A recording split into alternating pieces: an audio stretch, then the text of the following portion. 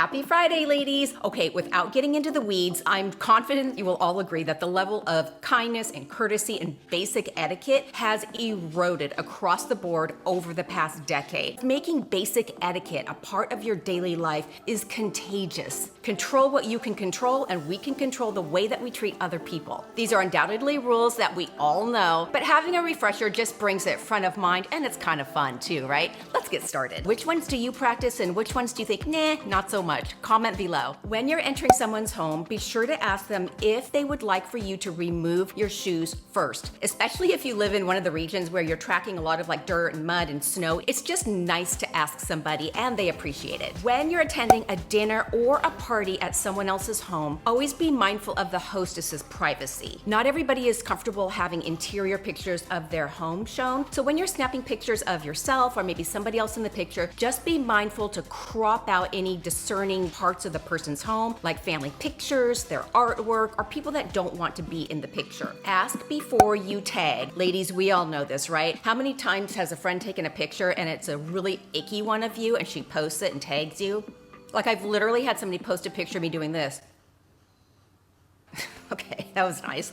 Just say, do you mind if I post this? Respect the rules of the event. I have a funny story for you on this. All right, if you're invited to an event with a theme, follow the rules set out by the hostess. This means if you're asked to wear certain attire, wear it. Remember, she's gone to a lot of time and expense to plan the party, so be a good guest. Funny story, I was invited to a friend's birthday party, and it was this big fancy event at a country club on the grounds. She asked that everybody dress in white, and the birthday girl was going to dress in her favorite color, pink. One woman shows up late, and two dressed in red head to toe and said, I didn't have anything else to wear. Don't be that woman.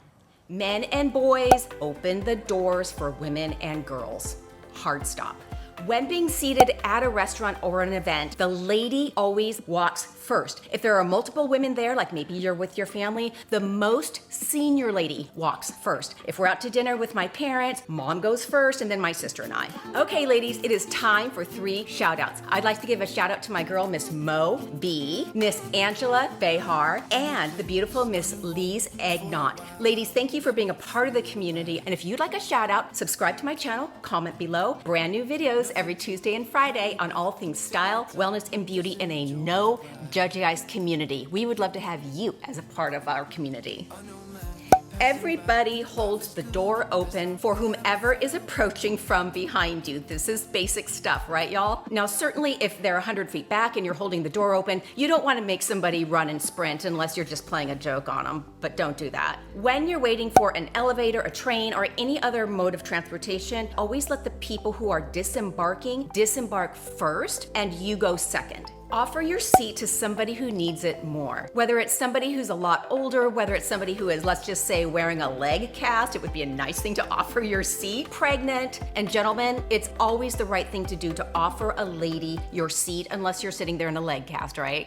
Clean up after yourself. Whether it's a restaurant or a hotel room, just be mindful not to leave the place in complete and total wreck. Before Oliver and I check out of any hotel, I gather all the towels, used robes and slippers, and I pile and put them in a centralized area so it makes it much easier for housekeeping. I throw away any garbage, any empty water bottles, anything that I can do to make their job easier, I do. If it's room service, I always pile the dishes nicely so that essentially all they need to do is come in, pick it up, and put it on. Aside from making their job easier, it just makes you look classy too, so there you go.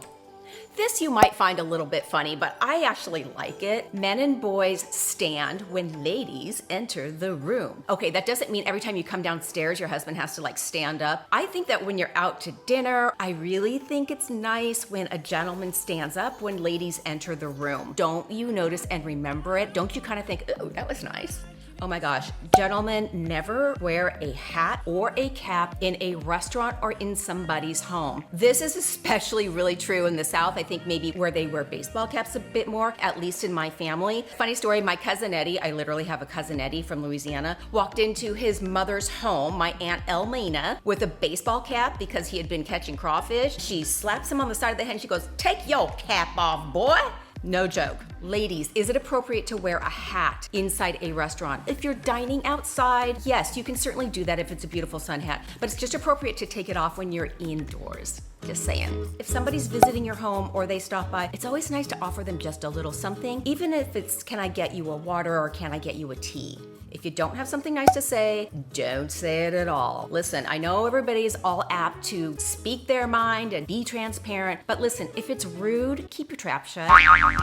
Always see your guests to the door. And with that in mind, I'll see you next week. Bye, y'all.